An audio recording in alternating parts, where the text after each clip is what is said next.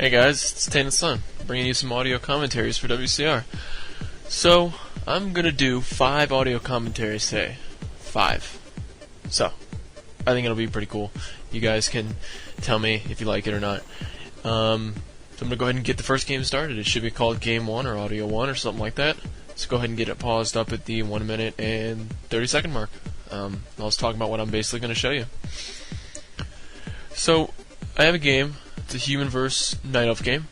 The human is Ghost, and the night elf is Glade. Basically, this guy Ghost, he likes to go Mountain King first. He goes Mountain King first, I think, versus every race. It seems to be really effective. I've also heard that the worst race for this to face is Night Elf, and I think, especially in this game, he does a really great job. And I think it's something that would really work if any human players are having trouble against Night Elf. I think it really fends off the Demon Hunter harass, as you'll see. Just really good strategy. I think it's really strong.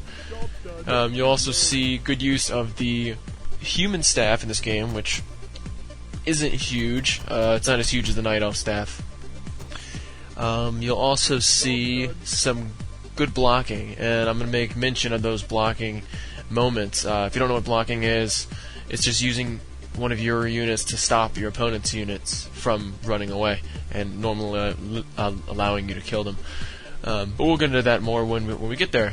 So I might just stop talking at some points and just say, okay, look at this, and then I'll continue my thought, because the stopping moments come in real quick. So I'm at the 1 minute 30 second mark.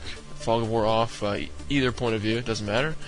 And I'm going to go ahead and get this unpaused. So let's unpause this in 3, 2, 1, unpause. Alright. So you can see Ghost is at the top, and he is currently building his Mountain King and making some footmen. He does a typical build. Nothing special about it except that he builds this little ring outside of his base, and it's just his preferred build. Something I used to do a long time ago with a friend of mine. We used to build walls outside of our base like that, and it seems to be good in team games. I'm not sure why he does it here, but if you guys are having trouble defending your base, it's good, something to try. Also, the Mountain King is good at getting rid of units that are harassing you, heroes that are harassing you. So it's something that's definitely viable, and you don't really need to build your base in such a protective manner when you're using a hero like this that has bolt and can stop heroes. You're going to see an example of this really shortly. As you can see, the Demon Hunter is trying to get in a good position to creepjack the Mountain King, and you're going to see that even though he is able to come in and I think mana burn, he isn't able to do much. You'll see also that Ghost has called Militia, and it's a standard practice. It allows the Mountain King to creep without the use of water elementals. And you'll see there that it's very, very easy for a player to bolt surround even 3 minutes into the game and surround a hero. He gets lucky and actually gets a 4-unit surround there, and is forced to teleport out quite early in the game. As a human player, if you had an Archmage, it wouldn't be something that you'd be able to pull off, but with Bolt, you're able to pull it off. Glade does successfully mess up his creeping a little bit, and he's forced to call Ghost is forced to call some more Militia, but not a big deal. He did force a town portal. So basically, the whole mana burn harass doesn't apply here at all, because Ghost is able to just scare that Demon Hunter away. Much like if you're an undead player, you're not going to want to really harass a Night Elf player who has a Demon Hunter because you're so scared of the mana burn. It's the same thing here, and Ghost is obviously a good surrounder, so he's able to very easily prevent him from harassing. The same thing occurs right there. If you see he gets surrounded and he has to staff out. He just bought the staff and he's forced to use it immediately. Definitely not a good harass for the Demon Hunter. He's not got 1 experience, and he's hardly stopped Ghost from doing really what he wants to. You can also see that Ghost just picked up some boots of speed.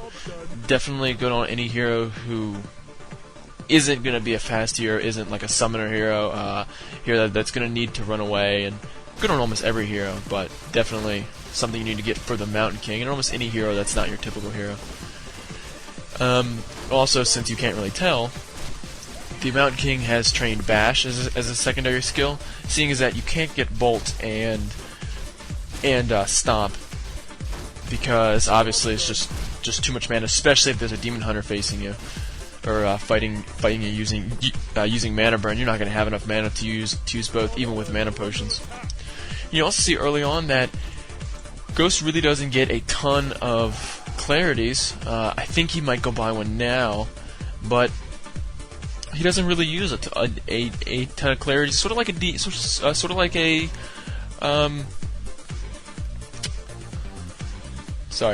Death Knight. Sort of like a Death Knight, he's able to just sort of go around and use his coils or his bolts sparingly and smart. And he's able to get some kills and surrounds, as you saw earlier. So right now, as you can see down below, Glade was trying to creep out. Oh, he stole the middle creep, which gave him the bone chimes, which is obviously a great item.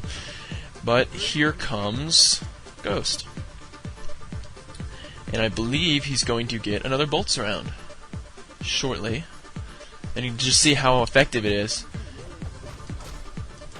See, he's going to bolt the hero. The hero does not have a town portal, and he's going to surround him, which is great. Well, he's going to staff out, but as you can see, Bash is so good, Bash just canceled it, and then stunned him a second time, allowing him to just easily be killed. And you'll also see that the Mountain King has 10 life, and an arrow just misses him, and he gets a level up from killing it in Archers. Very, very lucky there. But in this game, there's a lot of interesting things, and I'm sorry if I'm a bit shoutcasty, but this game is just really interesting, and there's a lot of different things that make this game really fun to watch.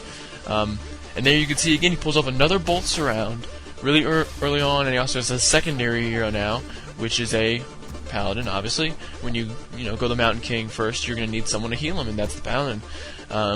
The combo together is extremely powerful.